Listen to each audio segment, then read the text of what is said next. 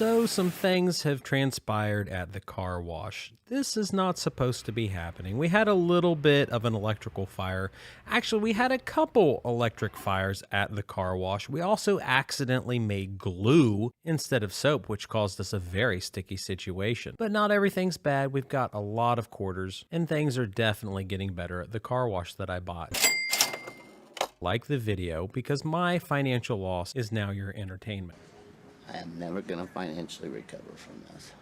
So we have to roll back the clock just a little bit to when all of our equipment at our second car wash was totally freezing up, and I was spending quite a bit of time up in the attic trying to not hit my head with this fold out ladder like Chevy Chase from Christmas Vacation.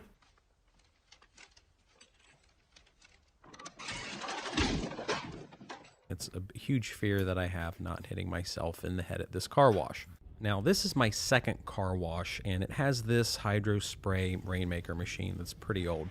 You can tell the difference between this car wash and the other one because this one is located right next to Dollar General, while the other car wash is, well, that doesn't help, but they're both right next to Dollar General. This is the nicer, newer car wash, which has the new machine in it that we bought after the wreck that happened last April. So in the car wash with the older equipment, there is a 3-phase motor / center pod in the car wash that we were having severe problems with.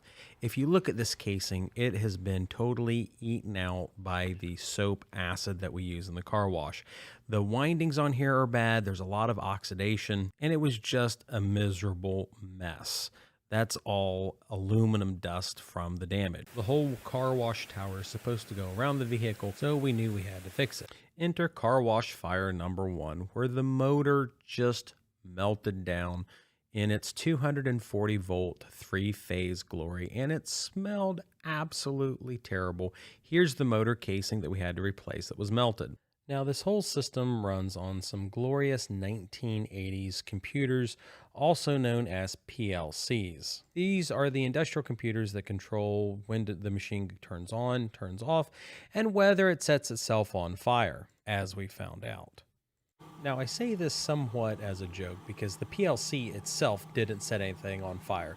That's the thermal overload. That kind of is what determines on whether the machine catches itself on fire for the day or not. The thermal overload right now was thrown, meaning it was trying to prevent a fire or a motor burnout.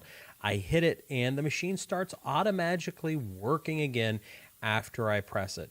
And now we can rinse all of the soap off of my SUV. But one of the problems is every time that we go and we fix things, we introduce the possibility for failure to happen. Here I'm taking my SUV through the car wash for the 4th or 5th or maybe 10th time this day just to test the equipment to see if it's working properly, and I find out that it's not. The machine's not moving at all. It's not supposed to do that in any way, shape, or form. So I have to get out while the machine is blowing soap and water all over me, grab the camera, and use a helper, also known as a sawed-off broom handle, to unjam the machine, which actually did sort of work, but then it jammed up again because of this stupid white wheel. This stupid thing is breaking the car wash, and it has burnt out 2 motors as of this point. And can you tell I'm angry at this little stupid 50-cent white wheel? Anyway, this is the failure point that's making the machine go off, throw the thermal overload, and sometimes not, and has burnt up 2 $1,000 motors on us. So for better or worse, I've had to crawl through a couple of our parts and soap sheds on the hunt for various products in order to either rebuild the motor, the center pod, find thermal overloads, or just do whatever's necessary to get the parts to make our north car wash, our second car wash located right next to Dollar General, working again. Here's the center pod that was brand new, and it's a several $1,000 product that we finally found after a couple hours of crawling around a soap shed.